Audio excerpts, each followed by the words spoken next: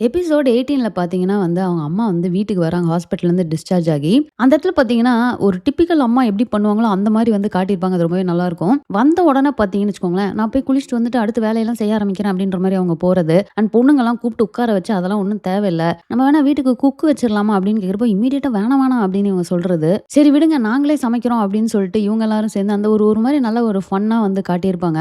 But அதில என்னன்னு வச்சுக்கோங்களேன், அவங்க அம்மாவும் சரி, அந்த பொண்ணுங்களும் சரி, சமைக்கிறது அப்படின்றப்போ அந்த வெறும் அந்த 3 பேரு நாங்க தான் பண்ணோம் அப்படின்னுவாங்க. ஏன்டா ஜக்குன்னு அங்க ஒருத்தன் உட்காந்துருக்கான் 4 பேரா சேர்ந்து பண்ணுங்களேன்டா அப்படிங்கிற மாரி தான் தோணுச்சு.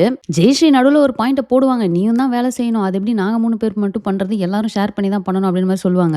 பட் ஸ்டில் பார்த்தீங்கன்னு வச்சுக்கோங்களேன், அந்த 3 பொண்ணுங்க தான் வந்து அந்த விஷயத்த டேக் ஓவர் பண்ணி பண்ற மாரி காட்டியிருப்பாங்க. ஸோ இத கொஞ்சம் அவாய்ட் பண்ணியிருக்கலாமே அப்படின்னு தோணுச்சு. மலரோட அண்ணன் பார்த்தீங்கன்னா வந்து இவங்க எப்படி இருக்காங்க அப்படின்னு பார்க்கறதுக்காக வீட்டுக்கு வர மாரி காட்டுவாங்க. ஸோ இந்த இடத்துல ஒரு விஷயத்த நீங்க நோட் பண்ணீங்கன்னு வச்சுக்கோங்களேன், அவங்க அண்ணனோட ஒய்ஃப் இருக்காங்க இல்லையா? அவங்க ஸ்டார்ட்டிங்ல இருந்தே ஒரு சஸ்பீஷியஸா அப்பப்ப சென்ஸ் பண்ணிக்கிட்டே இருப்பாங்க. எப்படி திடீர்னு வந்து ஹார்ட் அட்டாக் வரும்? நல்லா தானே இருந்த. ஏதோ ஒண்ணு இந்த வீட்ல நடந்திருக்கு அப்படிங்கிற மாரி யோசிச்சுட்டே இருப்பாங்க. அவங்களும் அத எவ்வளவோ துருவி துருவி கேட்டு பார்ப்பாங்க. பட் இவங்க வந்து எதையோ சொல்லி, "இல்ல நான் சமைச்சுட்டு இருந்தேன். மயக்கம் வந்துருச்சு." அப்படின்ற மாரி எதையோ சொல்லி சமாளிச்சிடுறாங்க. பட் அவங்களுக்கு அது வந்து கன்வின்ஸே ஆகல. பட் இப்ப என்ன நடக்குது அப்படின்னு பார்த்தீங்கன்னா, நம்ம மலருக்கு வந்து ஆல்ரெடி ஒரு மாப்பிள வந்து இந்த லிவின் பத்திலாம் தெரிஞ்சுட்டு வேணாம் அப்படின்னு போனதுலேருந்து அவங்களுக்கு ஒரு பயம். பொண்ணுக்கு வந்து மாப்பிள்ளையே கிடைக்காம போயிருமோ அப்படின்னு சொல்லிட்டு. ஸோ அவங்க என்ன யோசிக்கிறாங்க அப்படின்னா, நம்ம இந்த ஆப்ஷன வந்து சூஸ் பண்ணக்கூடாது. ஆல்ரெடி தான் வந்து அந்த தாய் மாமா கீர்த்தி அப்படின்னு ஒருத்தர். ஸோ அவருக்கு பேசியிருக்காங்களே, அதையே நம்ம பண்ணிக்கலாமே அப்படின்னு சொல்லிட்டு மறுபடியும் அந்த ஐடியா வந்து அவங்களுக்கு வருது. ஆனா அத பார்த்தீங்கன்னா சண்முகம்ட்டயும் பேசி கன்வின்ஸ் பண்றாங்க. ஏன்னா சண்முகம் ரொம்ப பிராக்டிகலான ஒரு பெர்சனா காட்டுறாங்க இந்த ஒரு விஷயத்துல. ஸ்டார்ட்டிங்ல இருந்தே பார்த்தீங்கன்னா, ஜெயஸ்ரீக்கு அது பிடிக்கணும். ஜெயஸ்ரீக்கு பிடிக்காம எப்படி கல்யாணம் பண்ணி வைக்கிறதுன்றத அவர் இன்சிஸ்ட் பண்ணிட்டே இருப்பாரு. பட் எனக்கு இந்த இடத்துல இந்த மலர் அப்படிங்கிற அதாவது அவங்க அம்மா பண்றது வந்து சுத்தமா பிடிக்கவே இல்ல.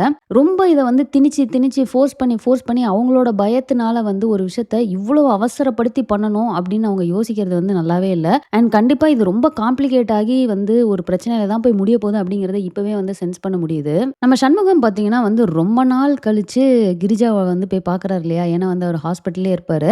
இந்த இடத்துல இவங்க ஆக்சுவலா இதில வெப் சீரிஸ்ல அவங்க வைக்கிற சீன்ஸ் எல்லாமே வந்து ரொம்ப ரியலா வந்து நடக்கிற ஒரு சீன்ஸ் மாரியே தான் ஃபீல் ஆகும். ஏன்னா நமக்கு ஆல்ரெடி தெரியும் மதுவுக்கு வந்து சுத்தமா பிடிக்காதுன்னு. ஸோ அவங்க அப்பா வரத பார்த்தோன்னா கோவமா எந்திரிச்சு உள்ள போயிடுறாங்க. அண்ட் கரெக்ட்டா கிரிஜா வந்து போயிட்டு அவங்கள வந்து கன்வின்ஸ் பண்ணி எப்படியாவது அவங்க ஒய்ஃப் எப்படி இருக்காங்கன்னு மட்டும் ஒரு கர்ட்டஸிக்காக கேளு அப்படின்னு அவங்க சொல்றது. ஒய்ஃபா? அப்ப நீ யாரு? அப்படின்னு சொல்லிட்டு இவங்க கோவப்படுறது. அவர் எவ்வளோ பண்ணியிருக்காரு தெரியுமா? நம்ம இந்த நிலைமைக்கு வரத்துக்கு அப்படின்னு சொல்றப்போ, நீ என்னம்மா எப்ப பாரு இதையே சொல்லிட்டு ஏதோ நான் சேரிட்டிலயே வாழ்ற மாரி எனக்கு ஒரு மாரியா இருக்கு நீ சொல்றது அப்படின்னு கேட்குறாங்க. எப்படியோ கெஞ்சி அவங்கள பேச வச்சுட்டு அவங்களும் வெளியே போயிட்டு அது அது அவங்க கேட்கறதும் நல்லா இருக்கும். அந்த சீன பார்த்தீங்கன்னு வச்சுக்கோங்களேன். ஒரு மாரி பேருக்கு எப்படி இருக்கிறாங்க அவங்க? ஓகே அப்படின்னு சொல்லிட்டு நான் கிளம்புறேன் அப்படின்ட்டு அங்கேருந்து கிளம்பிருவாங்க. அண்ட் நம்ம மது பார்த்தீங்கன்னா வந்து ஏன் இந்த ஜகு வந்து ஃபோனே எடுக்க மாட்றாரு அப்படின்னு சொல்லிட்டு நேரா ஸ்டூடியோக்கே போயிட்டு அவர் ஃப்ரெண்டு சசி கிட்ட பேசுற மாரி ஒரு சீன் இருக்கும். அல்டிமேட்டான ஒரு சீன். அதாவது நம்ம சசி பார்த்தீங்கன்னா பயங்கர மெச்சூர்டான ஒரு பெர்சன் அப்படிங்கிற மாரி இந்த சீன்ல ப்ரூவ் பண்ணியிருப்பாரு. என்னாச்சு ஏன் ஜகு வரவே இல்ல? எனக்கு அவன் அட்ரஸ் வேணும் அப்படின்னு சொல்லிட்டு கேட்பாங்க. அது எப்படி நான் அட்ரஸ் குடுப்பேன் அப்படின்னா, யாரோ ஒருத்தர்னா பரவாயில்ல நான் அவன் ஃப்ரெண்டு தானே அப்படின்னா, ஃப்ரெண்டுனா அப்ப அவன்ட்டயே ஃபோன் பண்ணி அட்ரஸ் கேட்டுக்க. அது எதுக்கு நான் குடுக்கணும்? அவன் தான் ஃபோன எடுக்கலல்ல. அப்பனா அத ரெஸ்பெக்ட் பண்ணு. போட்டு டார்ச்சர் பண்ணாதீங்க அப்படின்ற மாரி அட்ரஸ கடைசி வரைக்கும் குடுக்க மாட்டாருங்க. ஏன்னா ஸ்டார்ட்டிங்ல இருந்து பார்த்தீங்கன்னா சசி வந்து அப்படியே பொண்ணுங்கனாலே வந்து பயங்கரமா வலியிற மாரி ஃப்ளர்ட் பண்ற மாரி வந்து காட்டியிருப்பாங்க. பட் இருந்தாலும் அவர் வந்து அந்த எத்திக்ஸ வந்து ஃபாலோ பண்ற மாரி காட்டுனது வந்து சூப்பரா இருக்கும். பட் ஸ்டில் இவங்க வந்து எப்படியோ அட்ரஸ வாங்கி அவங்க வீட்டுக்கு போயிட்டு அந்த சீன் வந்து பயங்கர சூப்பரா ஸ்லோ மோஷன்ல எடுத்திருப்பாங்க. ஏன் அப்படின்னு பார்த்தீங்கன்னா, அந்த வீட்ல பெருசா ஒரு ஃபேமிலி ஃபோட்டோ தொங்கிட்டு இருக்குது. இவங்க உள்ள போனாலே வந்து அத பார்த்துருவாங்க. எல்லா மேட்டரும் தெரிஞ்சிரும். ஸோ பயங்கர சஸ்பென்ஸா கதவு கிட்ட போயிட்டு காலிங் பெல் அடிக்கிறாங்க. அவங்க அம்மா அங்கருந்து வராங்க. அதோட இந்த எபிசோட முடிச்சிருப்பாங்க. ஸோ அது சூப்பரா இருக்கும்.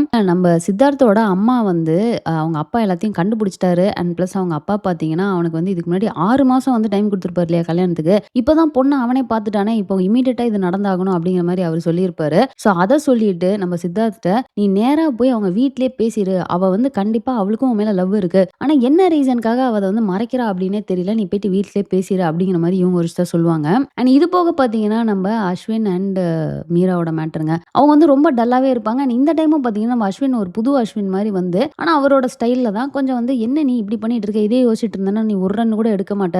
அதுலேருந்து வெளிய வா எல்லாம் சரியாயிடும். இப்ப எவ்வளோ அட்வான்ஸ்டான இதெல்லாம் வந்திருக்குன்ற மாரி அவர் எவ்வளவோ பேசி பார்ப்பாரு. நீ என்ன இரிட்டேட் பண்ணாத அப்படிங்கிற மாரி இவங்க போவாங்க. பட் ஸ்டில் அவங்க அங்க போயிட்டு அவங்களால வந்து உண்மையாவே வந்து பெர்ஃபார்ம் பண்ண முடியாது. அவுட் ஆயிட்டு வந்துருவாங்க. ஸோ இந்த அஸ்வின் யாருங்க? இவர் நல்லவரா? கெட்டவரா? அப்படிங்கிற மாரி குழப்பி விட்டுட்டு இருக்காங்க. சரி ஓகே நீங்க என்ன நினைக்கிறீங்க? அப்படிங்கிறத கமெண்ட்ல போட்டுருங்க. அவ்வளவுதான் எபிசோட் 18ல நடந்த எல்லாத்தையுமே நம்ம ரிவ்யூ பண்ணிட்டோம். அடுத்த எபிசோட் 19ல நடந்துச்சு ரிவ்யூ பண்ணி நெக்ஸ்ட் ஒரு வீடியோ போடுறேன். மிஸ் பண்ணாம பாருங்க. இந்த வீடியோ பிடிச்சிருந்தா லைக் பண்ணுங்க அண்ட் மறக்காம சேனலை சப்ஸ்கிரைப் பண்ணுங்க. தேங்க்ஸ் ஃபார் வாட்சிங். Bye by.